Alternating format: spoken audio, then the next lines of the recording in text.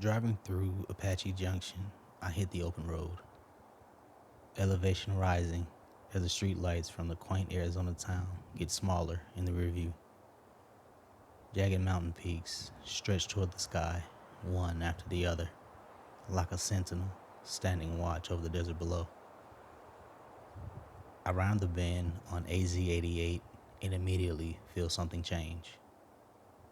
The temperature drops. The air grows cooler. And with every mile, the feeling became harder to ignore. Sometimes, there are places where land can hold secrets. Secrets to stories long gone. But what many people forget is that feelings can be left behind too. Echoes from the past, lingering long after they're gone.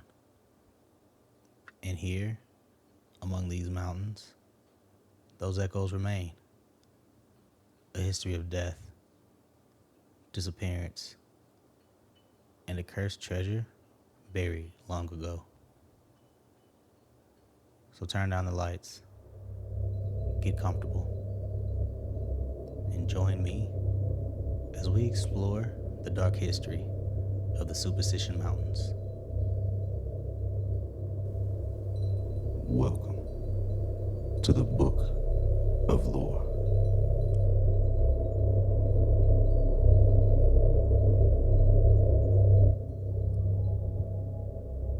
Long before it gained the reputation it has today, the Superstition Mountains were home to many indigenous peoples. People who, according to legend, believed the mountains held secrets. Secrets that doomed the unaware. The Apache believed the mountain to be guarded by the thunder god, punishing anyone who dare enter. Stories of warriors going on quests, hoping to come back changed. Some were rewarded with power, others driven mad by the journey, and some never re-emerging at all. The Pima and other surrounding tribes were also known to inhabit the mountains, demonstrating their own beliefs of fear and reverence for the place they once called home.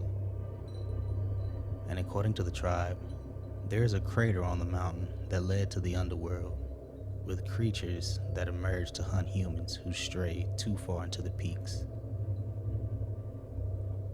Though the mountain was a pillar of importance within indigenous communities, it also held significance for the resources it carried. Iconic landmarks, diverse flora, fauna, volcanic formations. There was nothing more important to the history of the mountain than the gold. During the 16th century, tales of its findings made its way down to Spain. It was believed the indigenous peoples had found the legendary 7 cities of gold.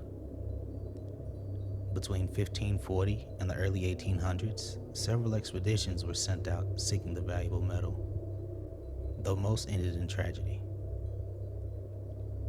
Entire parties disappeared without a trace, and those fortunate enough to return brought with them stories of dangers lurking within the mountains. Paths that seemed to change, and compasses that pointed in every direction but home. Though the Spanish initially called them the Foam or Crooked Top Mountains, they quickly became known as the Mountains of the Superstitions, a name that remains to this day. Stories told of the mountain continued to spread far and wide, but none became more closely tied to its legend than the Lost Dutchman's gold. Legend has it, in the 1840s, Miguel Peralta found a gold mine deep within the remote reaches of the range. While struggling to extract the gold, Miguel and his group were ambushed and butchered by the Apache in what is now known as the Peralta Massacre. It is said that the Apaches then buried the gold and covered the mine to prevent others from invading their lands again, with many seeing this not just as a simple conflict between factions, but an intervention by forces sent to protect the sacred land. The Apache, according to this interpretation, were merely the instruments of the mountain's vengeance. Quickly, rumors of the hidden gold spread like wildfire, inspiring countless others to join the hunt. But none were more eager than a treasure hunter named Jacob Waltz. A German immigrant, Jacob was willing to risk his life and limb for what he believed in. It is said that Jacob made multiple trips into the mountains, each time returning with gold ore of exceptional quality. He was secretive about his source, never telling its location to anyone. And locals who tried to follow him into the mountains either lost his trail or met with accidents along the way. Some sources mention Jacob having a partner on his hunt for gold who tragically never made it off the mountain. One day, while carrying a sack of gold ore down the mountain, he was spotted by the Apache and attacked. Before they reached him, Jacob placed a giant sack of gold near what is now known as Weaver's Needle. But surprisingly, he survived. A bloody mess, Jacob dragged himself back to Phoenix, where he remained in poor health for the next 20 years. And in 1891, while lying on his deathbed, he shared the clues of the mine's location with a neighbor who cared for him during his final years, Julia Thomas. But the clues were infuriatingly vague. References to a weeping eye in the rock, a shadow that pointed to the entrance at a certain time of day, landmarks that could describe 1,000 different locations in the vast mountain range. In 1892, Thomas continued the search, bringing along two brothers, Herman and Ryan Harpatrash. But unfortunately, their expedition ended as quickly as it began. And after only 3 weeks, they returned home dehydrated, sore, hungry, and worst of all, empty-handed, spelling the end for Julia's search. Eventually, she got married and published what is believed to be the first map of the Lost Dutchman Mine. Since Jacob Waltz's death, hundreds of people have searched for the mine, with many dying in the pursuit. And that's when the deaths really began. Some perishing from harsh desert conditions, heat, dehydration, even falls from cliffs, while others died under circumstances yet to be explained. Prospectors vanished, leaving their camps abandoned and untouched, bodies discovered with no head. The death toll reached numbers so high, the locals began to speak of a superstition curse, a force sent to protect the gold by destroying anyone who comes near it. Whether the curse originates from Apache spirits, the ghosts of murdered miners, or something older and darker, no one can say for certain. Today, many years later, subsequent searches for the mines have led only to heartache, death, and pain. Between the deaths of hikers, treasure hunters, and outright disappearances, the mountains are responsible for more unexplained deaths than any area of similar size in Arizona. Among all the deaths associated with the superstitions, none became more curious than the disappearance of a man named Adolph Ruth. Found floating down the Salt River, a bottle was found containing a message signed by a man named Adolph Ruth. "I'm sitting under a tree in a creek with a leg broke. I've got to have help quick. Finder of this note, please give it to Howard Peterson. P.S. Have found the Lost Dutchman." 6 months later, his skull was found with 2 bullet holes, and his body was found nearly a mile away. Another treasure hunter in 1947 named James Cravey disappeared into the mountains. When he was found months later, his skeleton was found first, without his head. The pattern of decapitations have led some researchers to speculate that a serial killer could have been operating in the mountains during that time. Though others contend the deaths span many decades, sharing characteristics too difficult to attribute to any particular human agency. Some bodies even found in locations that should have been visible to search parties, yet somehow remained unseen. As in the case of the 3 hikers who were declared missing and later found deceased in July 2010. Similar to the case in 2015 when an experienced hiker named Matthew Johnson was enjoying the day on a well-marked trail when he suddenly disappeared. 5 days into the search, a rescue dog began behaving erratically at a specific location, refusing to continue, whimpering uncontrollably, though nothing was found. 3 weeks later, Johnson's backpack appeared in the same exact spot, though Johnson himself was never found. The mountain has a way of keeping things buried and refusing to let go, not even in death. At least, according to those who have spent time among those trails. Because for some visitors, the superstitions aren't home to just the living. They're home to everyone who never made it out. The Superstition Mountains are said to be littered with souls doomed to wander its trails for eternity.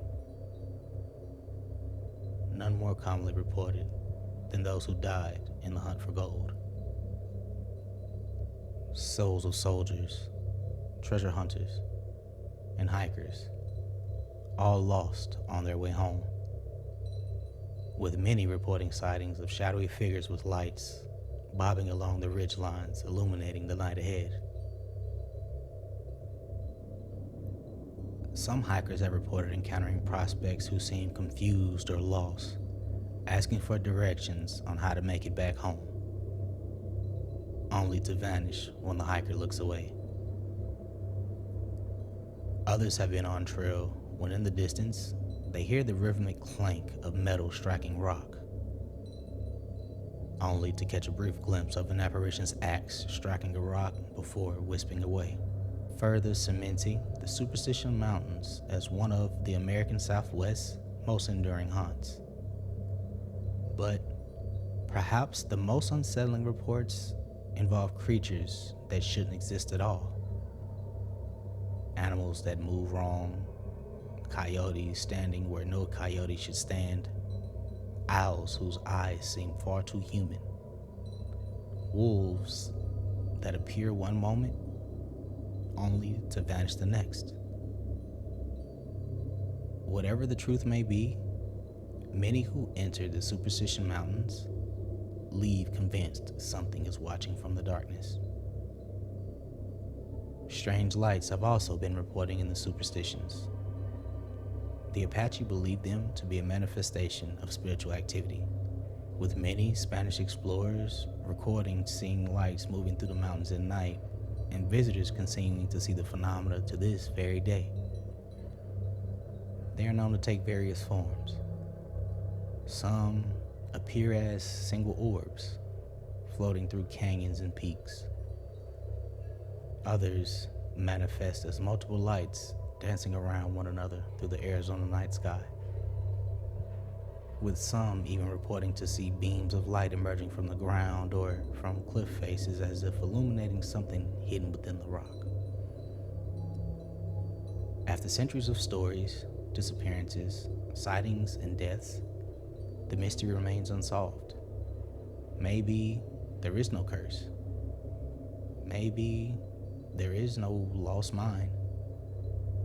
Maybe every disappearance, every strange light, every unexplained death can be explained away. Or maybe the Apache were right. Maybe there are places in this world that don't belong to us. Places that remember. Places that warn. Places that protect their secrets.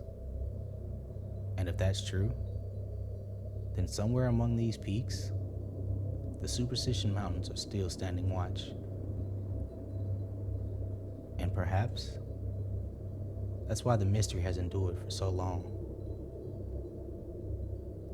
Because after enough disappearances, enough strange encounters, and enough unanswered questions, Some places stop feeling like places at all. They become something else, something larger than the stories told about them, something that refuses to be forgotten. And that marks the end of this entry into the Book of Lore. If you enjoyed tonight's entry, please be sure to follow the show and join us next time as we uncover even more legends, lore, and unexplained stories from around the world. So until next week, keep turning the page.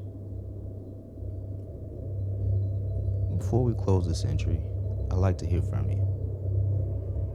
Every town has its stories. A haunted road nobody drives after dark, a local legend passed down for generations, an encounter someone swears really happened. If there's a legend from your hometown, a strange experience you've lived through, or a story you'd like to see explored in a future entry of the Book of Lore, send it my way.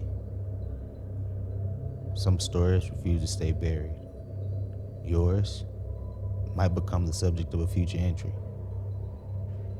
So until next time, keep turning the pages. New episodes of the Book of Lore released every Tuesday. Please rate, follow, and review. It greatly helps the show. Have any other lovers of lore in your life? Share with your friends, family, and loved ones to help the show become a place for lovers of the spooky, mythical, and creepy to come together. You can follow the show on Instagram, TikTok, and Threads at Book of Lore Pod. Have a great week, and thanks for listening.